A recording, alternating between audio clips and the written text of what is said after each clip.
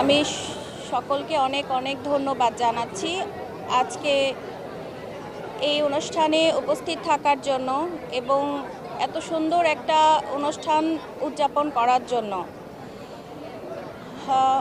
আজকে আমি নিজেকে অনেক গর্বিত মনে করছি আহনাফের মা হিসাবে, যে আমি একজন বীর যোদ্ধার মা। এটা আমার কাছে অনেকটা গর্বিত। তার সাথে আবার নিজেকে অনেক ভিতরের কষ্টটাকেও অনেক ফিল করি যে আমার বাচ্চাটা নেই।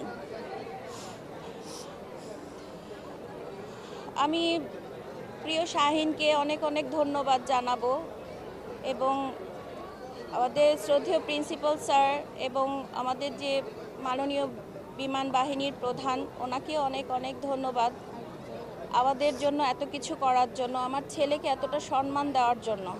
এটা চিপস, বিস্কিট, বিস্কিট, আপনারা থামুন। চিপসকে চিপস বলতে হয়, প্রাণ কটা আটা। চিপস নাকি বিস্কুট খেয়ে বুঝে না।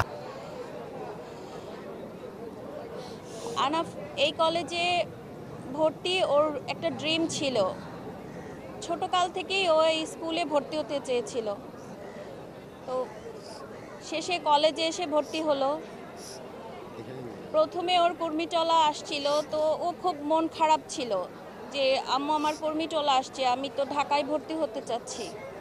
তো যখন মাইগ্রেশন হলো তখন ও এমন একটা চিৎকার দিয়ে উঠছে যে আমি মনে করছি কি হয়ে গেছে।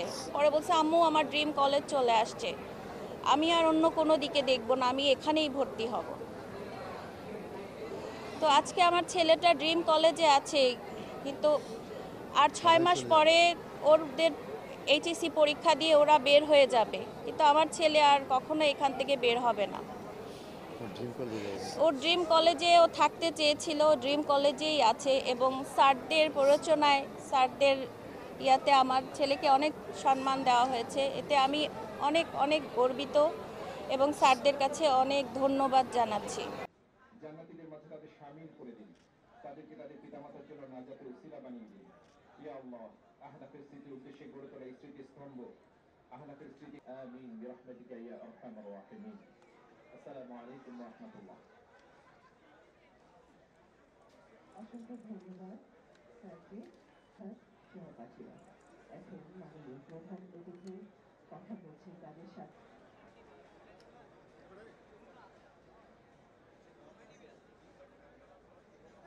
সকল শহীদের প্রতি বিনম্র শ্রদ্ধা জানিয়ে শেষ করছি আমাদের আজকের আয়োজন।